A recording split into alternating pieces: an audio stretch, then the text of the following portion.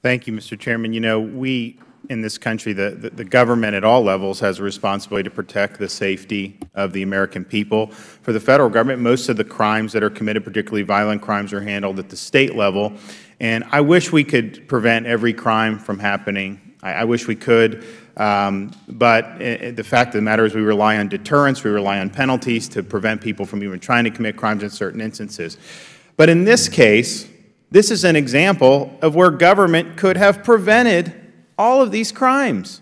You have somebody, and the story that came out I thought was just shocking, where between fiscal year 2010 and February of 2015, there were 124 individuals who were in the country illegally, had been previously detained by ICE, and were released that were charged with homicide.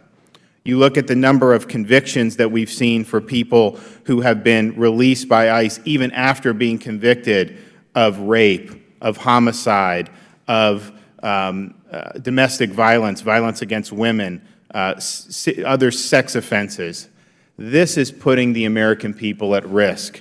Something is wrong. Something needs to change. We've tried to highlight this over and over again. We get the numbers of convictions finally given to us for 15, and it's startling because we're told that, oh, we're going to focus on really getting these criminals, but yet you have criminals in your possession, don't have a right to be here, they should be returned to their home country, and yet they're released into American society, and then they reoffend.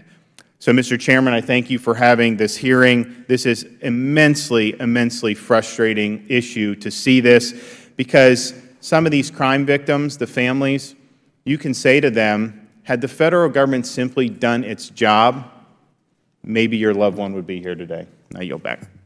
Thank